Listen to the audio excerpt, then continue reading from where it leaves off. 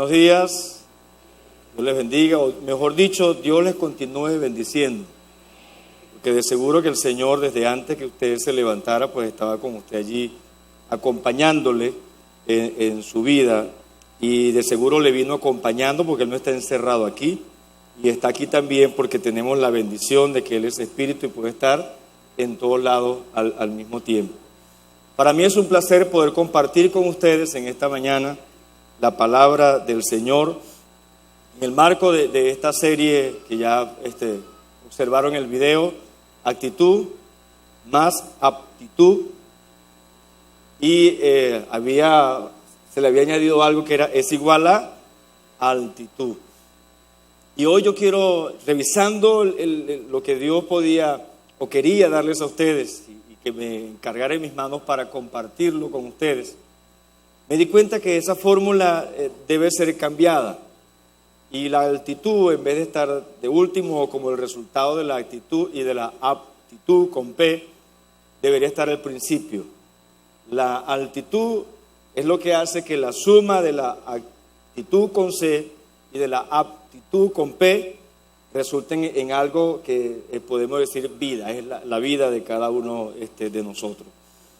Si hablamos o si definimos la actitud, podríamos definirlo con palabras, con pocas palabras. Es un patrón mental que predispone nuestra vida, nuestra visión de las cosas.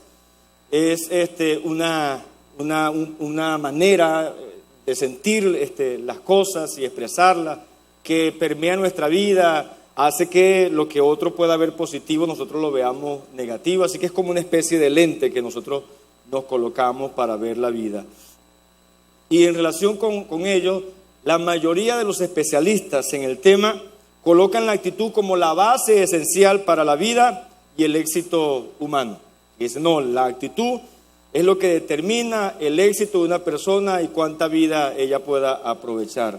La colocan como una condición necesaria para la felicidad. Es decir, la felicidad del ser humano depende de su actitud.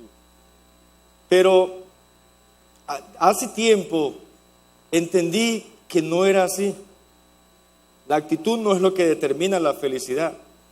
Porque cuando uno estudia un poco más de profundidad el concepto, se da cuenta que ella es como una especie de botella transparente.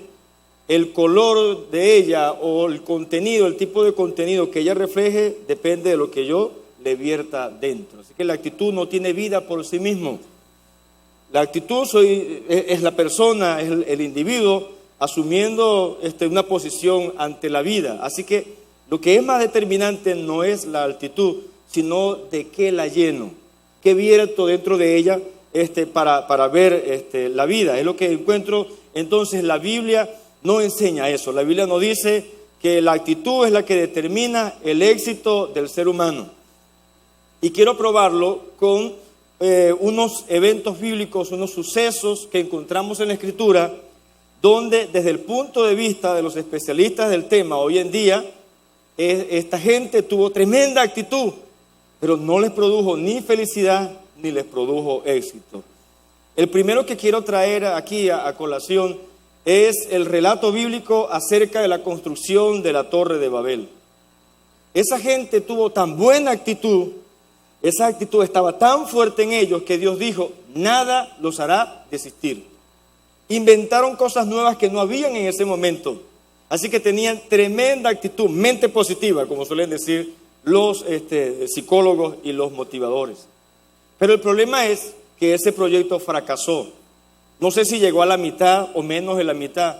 Lo cierto es que ese proyecto no culminó porque sencillamente lo que ellos estaban haciendo y en lo que estaban poniendo una actitud, una mente positiva, no coincidía con la voluntad de Dios y fracasó. Así que salieron con las tablas en la cabeza y tuvieron que obedecer a Dios, como dicen los misioneros, o por las buenas o por la ballena, como le pasó a Jonás. El segundo evento bíblico que quiero traer a colación ocurre con Noé y los llamados hijos de los hombres. En la época de Noé habían los que llamaban hijos de los hombres y los hijos de Dios.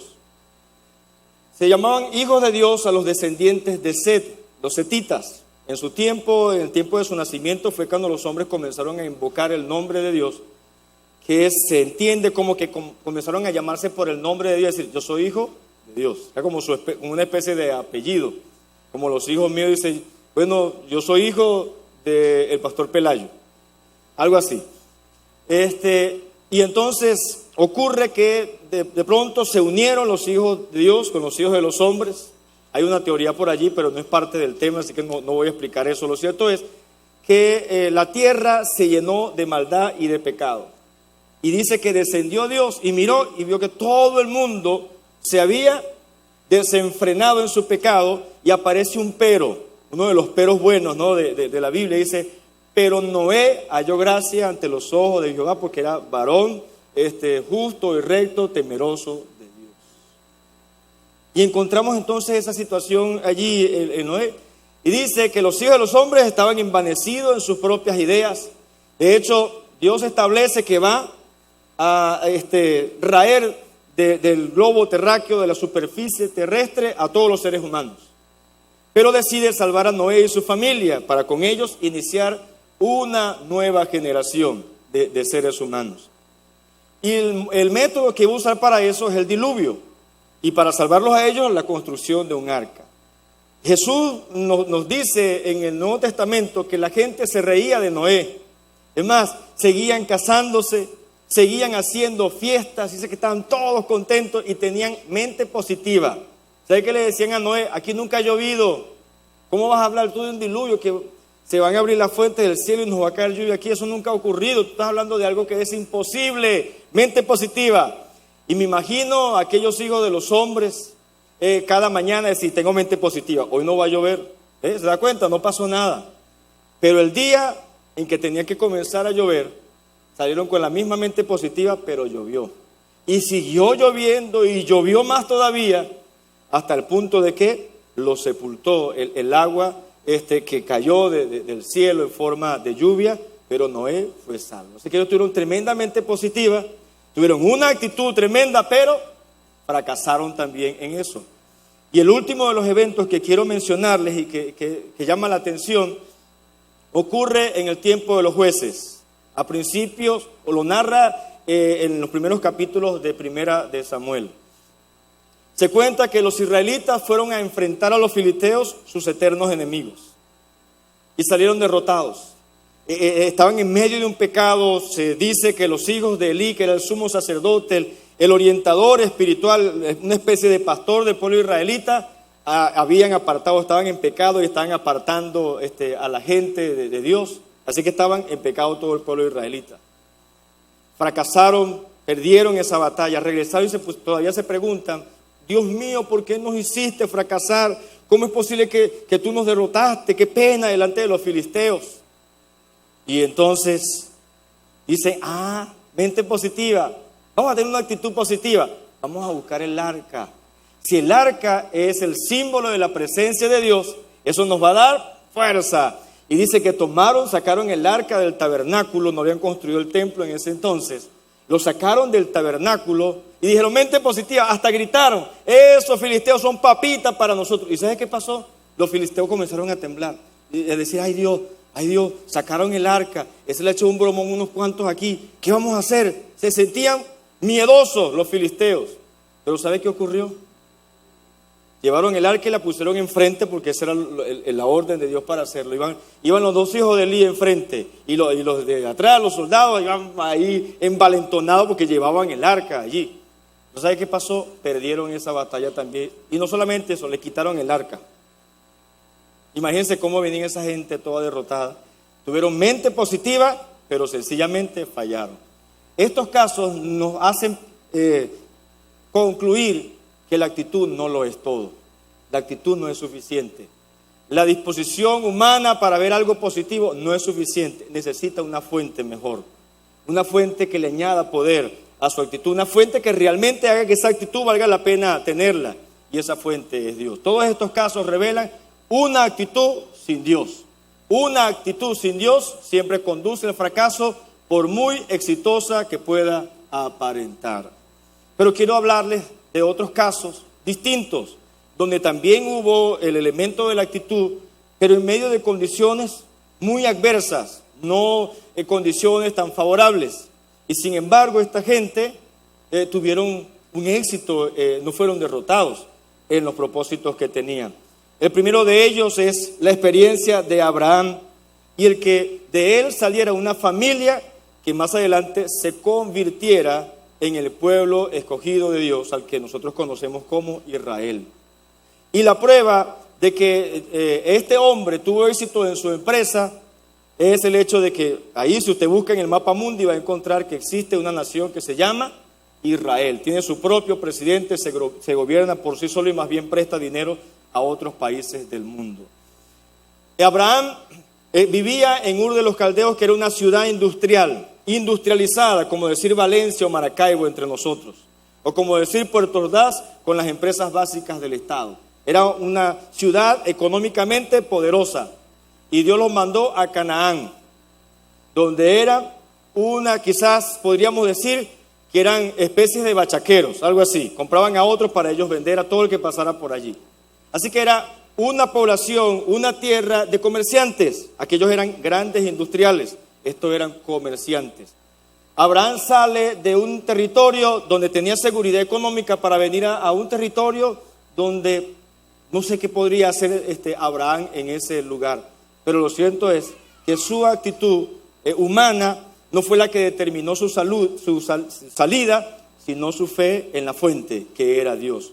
Dios le dijo, vete de tu tierra y de tu parentela, y él salió. Y en Hebreos se nos dice de él que salió sin saber para dónde iba. Dios nunca le dijo para dónde iba, una tierra que te mostraré. Así que el guía era Dios. Así que la actitud de Abraham estuvo siempre conectada con Dios, y ahí vemos los resultados. El otro caso bíblico es el de Job. Ante su ruina y ante unos amigos, que para tener amigos así, mejor tener los enemigos.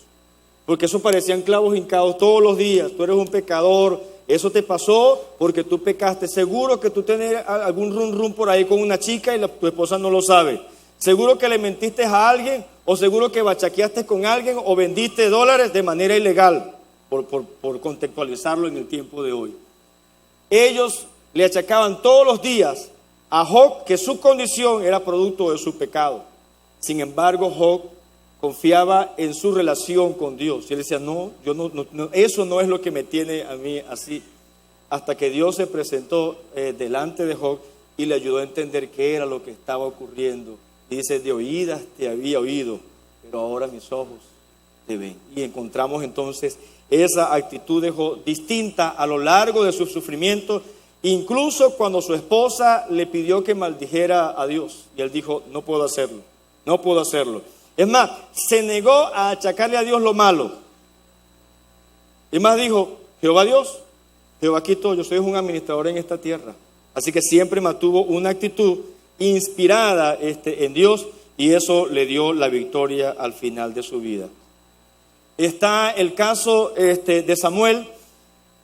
Cuando les dije lo de los israelitas que se fueron a enfrentar a los filisteos por segunda vez y le quitaron el arca, bueno, luego aparece Samuel. Y con Samuel la gente hace lo mismo, pero esta vez la cosa es distinta. Esta vez sí ganan, esta vez usan el arca, pero ya no pierden. ¿Por qué? Porque el problema ahora era que su actitud estaba fundamentada en Dios. Ellos habían reconciliado con Dios, se habían arrepentido de sus pecados y habían puesto a Dios en el lugar que le correspondía, y las cosas comenzaron a salir muchísimo mejor. Así que los casos que les estoy mencionando nos prueban que la actitud no es suficiente. La actitud es mentira, no es la base del éxito y la felicidad humana.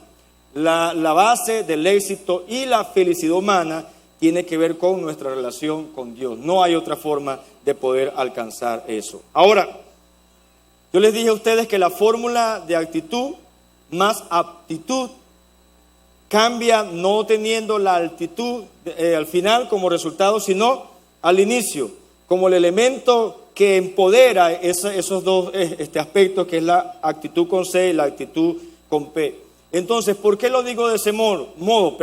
Porque la actitud tiene que ver con Dios, de altura, del Altísimo, que nosotros podamos elevar nuestros pensamientos y mirar al Dios que es real. Eso nos indica que nosotros debemos elevar nuestra actitud. En algunos momentos la vida tiene una manera de reducir nuestra actitud al mínimo, de pensar que el mundo se nos viene encima. Es más, tiene una manera de secar nuestro positivismo hasta el punto que terminamos culpando al que puede solucionar nuestro problema y agudizamos el problema. Porque si yo culpo al solucionador del problema, entonces ¿a quién voy a buscar para que lo solucione? Eso puede ocurrir. Por eso yo quiero presentarles en esta mañana, quiero presentarles los pasos que usted puede dar para elevar su actitud, pero de la mano de Dios, de modo que usted pueda ser una persona victoriosa y realmente feliz. No tanto porque las circunstancias que le rodeen sean positivas, sino porque usted tiene una relación positiva con Dios. Amén. Eso es lo importante. Y para ello quiero invitarles a buscar en Isaías capítulo 40, versículo 12 en adelante, aunque no vamos a leer todos los versículos de ese capítulo. En Isaías capítulo 40 encontramos el primer paso para nosotros darle altura a nuestra actitud. Necesitamos hacer eso. Y el primer paso es tener al Dios de la perspectiva correcta. No tener la perspectiva de Dios, sino tener al Dios de la perspectiva correcta. Ese es el primer paso que nos dice Isaías 40. Y aunque hay un resto de versículos que pueden ayudar a ser más contundente esta idea que les estoy comunicando, sin embargo, quiero usar solamente unos 2 o 3 versículos de este pasaje para decirle lo que quiero transmitir con eso de tener al Dios de la perspectiva correcta. Esta profecía fue dada por Isaías. Debo decirles que Isaías se divide en 3 partes. La primera parte, yo le llamo la parte de los rayos y las centellas. Porque si usted ha leído Isaías, sabe que hasta el capítulo 37 son juicios de Dios. Para Israel es como que Dios le estuviera lanzando rayos y centellas a todo el mundo. Hasta para Egipto llevó allí. Los edomitas llevaron ahí también. Todo el mundo llevó palo del Señor desde el 1 hasta el 37. Pura profecía de juicio, pero sobre todo para el pueblo israelita. El capítulo 38 y el 39 es lo que se llama la parte histórica del libro de Isaías, donde relata la experiencia de Ezequías. Y del capítulo 40 en adelante son lo que se llama la parte del consuelo, la parte del bálsamo, donde las profecías que Dios da a Isaías a partir de ese capítulo son profecías de consuelo. Y de hecho, en cualquiera de las 2 versiones que usted tenga, sea la NBI o la del 60, no sé las demás, comienza el epígrafe diciendo Jehová consolación en la del 60, y en la de la NBI, consuelo para el pueblo de Dios, porque son profecías de consolación. Así que lo que voy a leer está enmarcado en ese proceso de consolación de Dios, porque ya él venía anunciando en los primeros 37 capítulos, viene anunciando juicio, que Israel va a ser sacado de ese lugar donde está y será llevado cautivo a otro lugar, y que donde no tienen el mismo Dios, donde no tienen la misma cultura, y que van a pasar allí 70 años, nada más y nada menos. Así que eso podría traer, un pesar sobre la gente, un momento de incertidumbre, y en medio de eso el Señor también dice, pero tranquilos, que yo tengo consuelo para ustedes también. Y le dice esto, entre las cosas que le dice, o le manda a decir por Isaías, versículo 12, ¿quién midió las aguas con el hueco de su mano? Mira la manera tan gráfica que Dios lo hace. Y los cielos con su palmo, con 3 dedos juntó el polvo de la tierra y pesó los montes con balanza y con pesas los collados. ¿Quién enseñó al Espíritu de Jehová o le aconsejó enseñándole? Y podríamos seguir leyendo, pero quiero saltar al versículo 26. Dice, levantad en alto vuestros ojos y mirad quién creó estas cosas. Él saca y cuenta su ejército, entiéndase su ejército, estrellas, ¿ok? A todas llama por sus nombres, ninguna faltará. Tal es la grandeza de su fuerza y el poder de su dominio. Hay una palabra clave en el capítulo 40, dice, ¿a quién compararé a Dios? ¿Con quién me compararán ustedes? Así que estas preguntas tienen que ver con eso. Porque si usted compara a Dios conmigo y yo ahueco mi mano lo más que puedo y vierto agua aquí, entonces no sé cuánto será, medio cc, un cc, lo máximo que yo puedo acumular en esta mano. Pero cuando usted me compara con Dios, si Él tuviera manos, porque ese espíritu no tiene manos, entonces dice, si yo tuviera manos, puedo tomar el globo terráqueo. ¿Saben ustedes que el globo terráqueo es más agua que polvo? Más agua que tierra. El globo terráqueo es 75% aproximadamente, redondeando, 75% agua. Así que él dice, vamos a ver, voy a agarrar, sacar el globo terráqueo con mi poder, voy a impedir un cataclismo mundial, pero voy a hacer esto. Voy a vertir aquí el agua del océano Atlántico. También voy a echar el océano Pacífico, el mar Caspio, el Mediterráneo, el mar Negro. ¿Qué otro mar hay por ahí? El mar Caribe, el río Turbio con todo lo sucio que está, aquí se limpia, el Orinoco, el Caroní, el río Acarigua, de allá de mi ciudad natal, y todos los ríos, Bocó y todos los ríos que se llaman por ahí de ese modo, Arenales y todos los ríos, el lago de Maracaibo, todo, el lago de Valencia también, todos los lagos, todo, hasta la última quebrada, hasta la última rayita de agua que pasa por allí en alguna quebrada, todo, hasta la última gota ya, sequé todo, aquí quedó polvo, lo coloco ahí de nuevo. Lo que está diciendo Isaías es que todo eso que les mencioné y los que no les mencioné cabrían en el hueco de la palma de su mano. Esa perspectiva, ¿cómo se ve usted en esa perspectiva? ¿Es usted más grande que esa perspectiva? ¿Cómo se ve usted en una piscina? En una piscina olímpica, por ejemplo, las piscinas de acá de Barquisimeto, las que están por el aeropuerto. Imagínense, yo me veo pequeño allí. Pero imagínense a mí en esta piscina. Y usted, por muy grandote que sea, que aquí veo algunos cuantos, usted ahí, desde la perspectiva de Dios, no se vería, ni siquiera un punto se vería usted allí, porque estamos hablando del 75% del globo terráqueo que es agua. Pero no solamente eso, para que no se moje el piso, vamos a echarla ahí. Dice, y los cielos, midió los cielos con su palmo. El palmo es una medida hebrea que va desde la punta del pulgar hasta la punta del dedo meñique. Es lo que nosotros llamamos en criollo la cuarta, es una cuarta. ¿Qué midió con una cuarta los cielos? Investigué y de verdad fue difícil. No encontré el modo de hacer una comparación para ustedes. ¿De cuántos kilómetros se estima que mide el universo, lo que se llama el universo observable?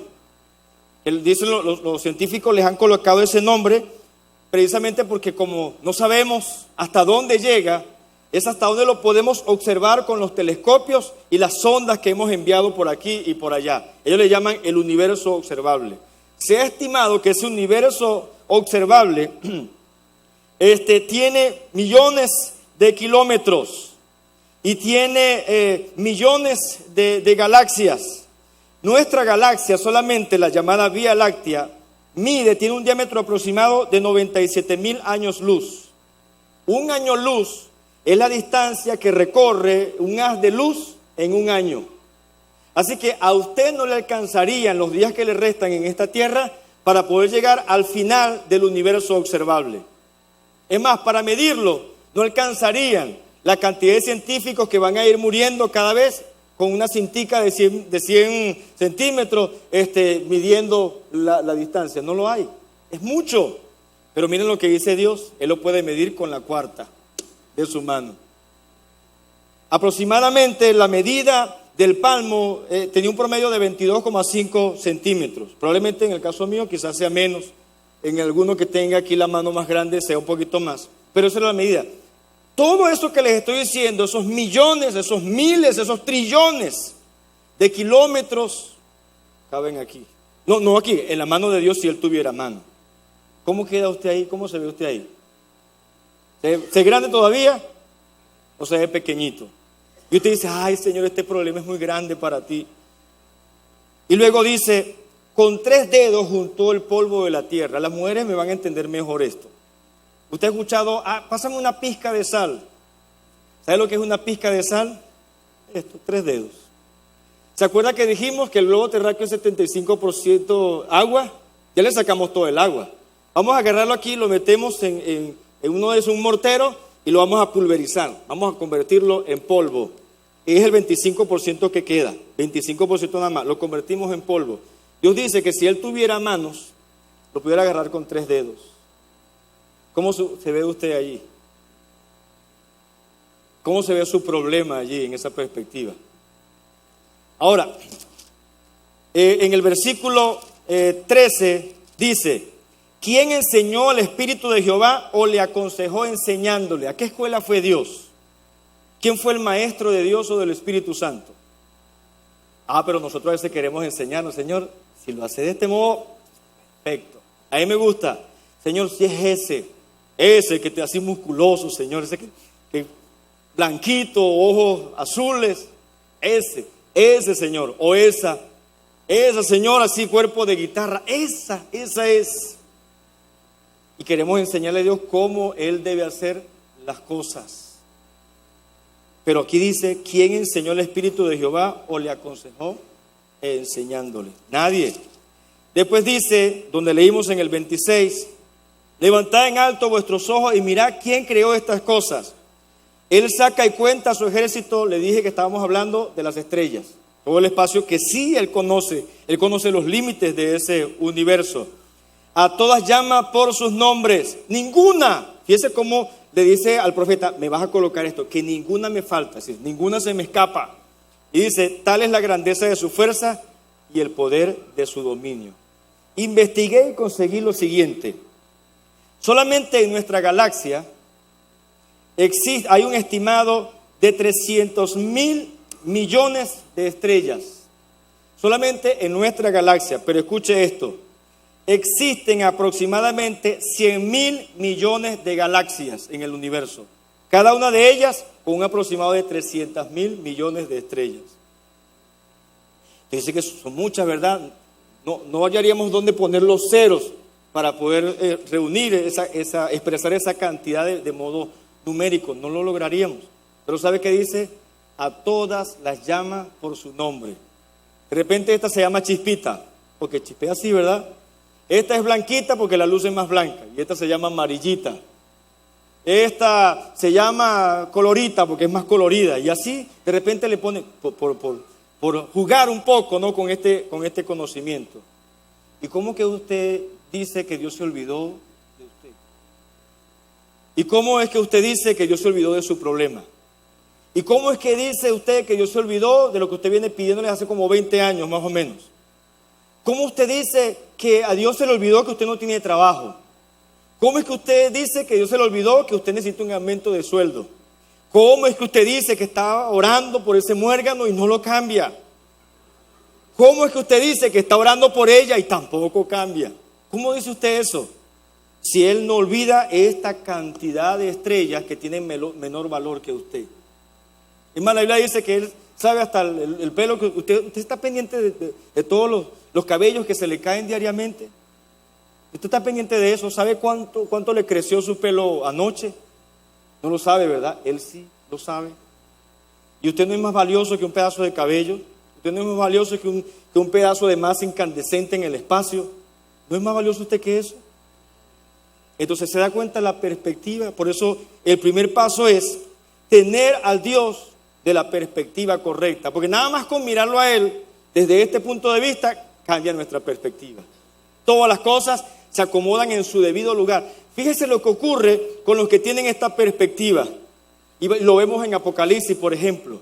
En Apocalipsis, no recuerdo ahorita exactamente el capítulo, así que no voy a decir un número para no errar en eso. Pero cierto es que hay un capítulo cuando Juan está allí en medio de su visión. Y dice: y lloraba yo mucho porque no había uno digno de abrir los 7 sellos.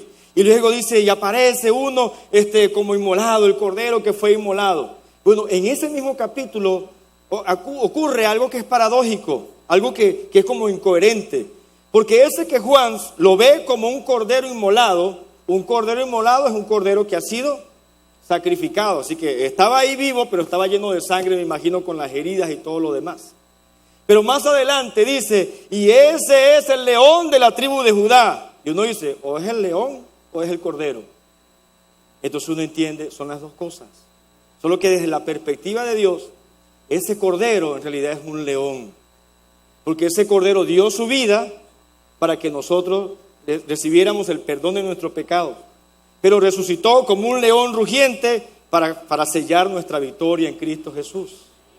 ¿Se dan cuenta? Y entonces el dragón ese de 1000 cabezas que aparece en el Apocalipsis, a los ojos de él, parece una lagartija que uno puede pisar así.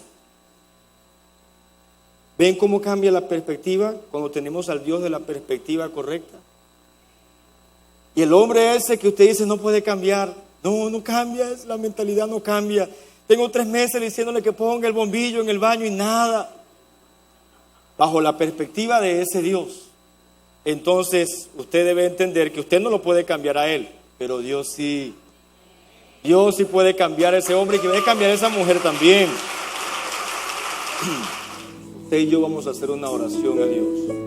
Y esa oración tiene que ser una oración de arrepentimiento, porque hemos querido ser Dios para Dios. Siendo creados, hemos querido ser el creador. Y hemos querido reducir a nuestra perspectiva la perspectiva de ese Dios tan grande como lo ha descrito Isaías en el capítulo 40. Así que les invito a hacer una oración de repetición. Señor, perdóname por querer decirte cómo tú debes hacer las cosas, por dudar de ti, Señor, y verte más pequeño que el problema, por creer que yo me las sé todas, pensar, Dios mío, que mi enfermedad no tiene nada que ver contigo, pensar inclusive que tú me olvidaste, que tú no tomas en cuenta mi problema porque es demasiado insignificante. Cualquiera que haya sido el argumento que lo ha colocado usted en contra de Dios o por encima de Dios, vamos a pedirle perdón al Señor. Y luego dígale: Señor, decido esperar en ti, porque ese capítulo 40 termina diciendo: los que esperan en Jehová tendrán nuevas fuerzas. Y ya usted se da cuenta por qué. ¿Por qué tenemos nuevas fuerzas? Porque inclusive cayéndonos podemos levantarnos, aunque las fuerzas físicas no estén, pero nuestra actitud asentada en Dios nos da la energía emocional necesaria para levantarnos y seguir hasta el final. Es probable que la respuesta de Dios para tu vida y la solución para tu problema esté a unos escasos centímetros de llegar, y tú estás desesperándote. Así que es el momento de decirle: Señor, perdóname. Padre, perdóname.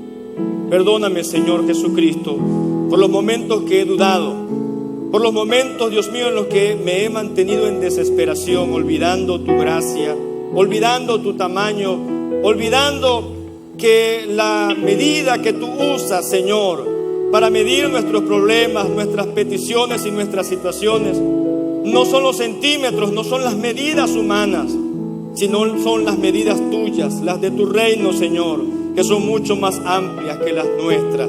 Oh, perdóname, Señor, perdónanos y danos, Dios mío, la dicha de poder experimentar ese alargamiento, ese ensanchamiento, esa elevación de nuestra actitud al verte ahora tan grande como tú eres, Señor, en el nombre de Cristo Jesús. Amén.